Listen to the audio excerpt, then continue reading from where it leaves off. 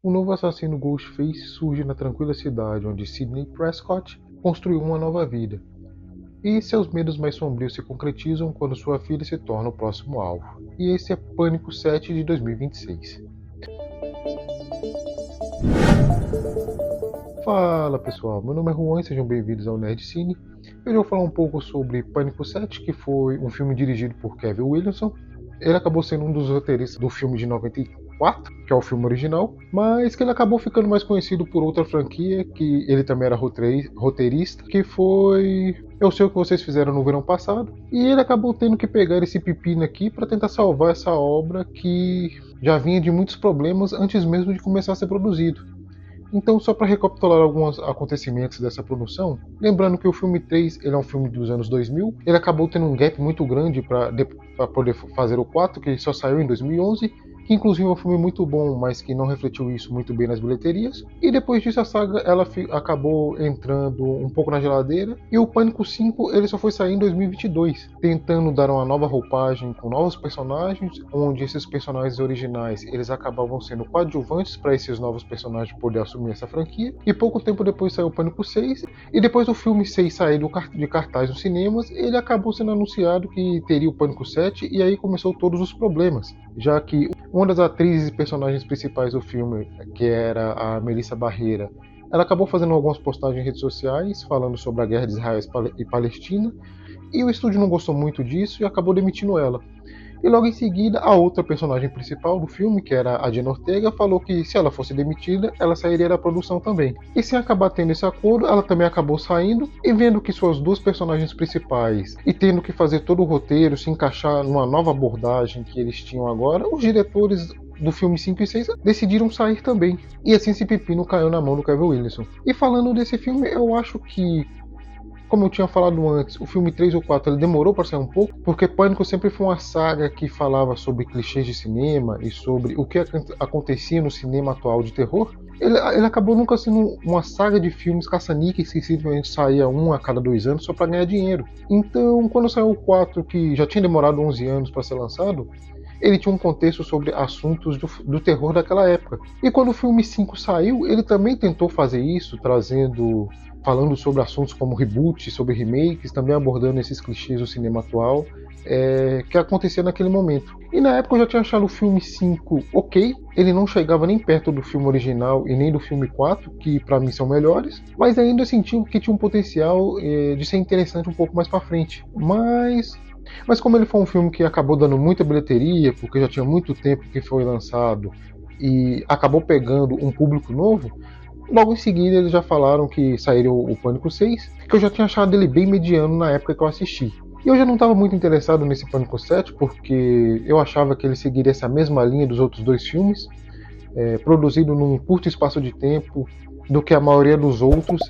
E estava parecendo que eles queriam só fazer essa saga crescer novamente para mostrar isso para o público mais jovem. E depois de todos esses problemas e essa coisa das atrizes principais do filme acabaram saindo por causa de postagens sobre política, que não vem ao caso, eu já estava esperando que esse filme seria um nível abaixo do anterior. E para mim é o que acontece aqui nesse filme, porque eles acabam trazendo personagens antigos, já que eles não poderiam trazer os personagens novos. E eles acabam trazendo a Neve Campbell de volta para mostrar esse novo Ghostface que está atrás dela, como sempre.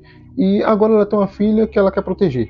E talvez esse seja o grande problema, porque a Neve Campbell sempre foi o grande rosto dessa franquia, já que ela era a personagem principal, mas que para mim, depois de aparecer tantas vezes, acaba sendo um pouco repetitivo, não só porque fica parecendo um slasher convencional, que é sempre o Ghostface atrás dela, mas porque para mim também perdeu todo aquele lance inteligente que o filme tinha. Pânico, como eu falei, ele não é sobre um assassino slasher em si, como um Michael Myers ou um Jason, que ele simplesmente está ali e ele persegue suas vítimas. Pânico ele sempre teve esse lance de debochar, fazer críticas sobre o cinema de terror atual e zombar de certos clichês que aconteciam. E como eu falei, por exemplo, o filme 4 ele falava sobre rede social, de como as pessoas faziam de tudo para querer viralizar e ser famosa. E o filme 5 ele fala sobre reboot e remake. E aqui eles tentam falar um pouco sobre essa coisa de inteligência artificial, só que acaba sendo muito raso. e não tem toda aquela sagacidade para fazer uma crítica ou fazer um deboche de uma forma inteligente, igual os outros filmes tinham feito antes. E tem uma personagem que ela toma muito tempo aqui, que é a filha da Neve Campbell, que ela é extremamente sem graça, ela é desinteressante, ela acaba não tendo carisma que os personagens dos filmes originais têm, e nem os personagens da roupagem do filme 5 e 6. Então ela tá ali basicamente porque o roteiro precisa que a Neve Campbell tenha o que fazer, que é proteger a filha. E eu vi muita gente falando que, eu gostei do filme, e por mim eles poderiam fazer um filme do Pânico novo todo ano, que nesses mesmos moldes que eu assistiria tranquilamente. E que quem está reclamando é porque não gosta de filme de terror. Eu também vi muita gente reclamando que a revelação do Ghostface desse novo filme, desse filme atual, era a pior de todas. E as pessoas que gostaram estavam falando que Pânico nunca foi sobre o Ghostface e as revelações, que as revelações dos outros filmes também não eram boas. E eu acabo discordando disso porque essas viradas eram extremamente importantes para o filme, sim, já que, como eu falei, Pânico nunca foi um slash de ter o assassino perseguindo o personagem só porque ele quer. Sempre teve algo a mais, e que quem vestia a máscara sempre tinha a ver com a trama em si. E a graça do filme muitas vezes era você tentar descobrir quem dos personagens que sempre estavam se relacionando poderia ser o Ghostface. E pra mim, realmente, nesse filme não faz sentido nenhum dos personagens que aparecem ali. Eles aparecem uma vez, tem uma cena no filme, que não tem nem como de desconfiar porque os personagens são totalmente irrelevantes. Porque eles não fazem nada de relevante e nem tem nada que incorpore esse personagem no meio dos outros para você poder suspeitar.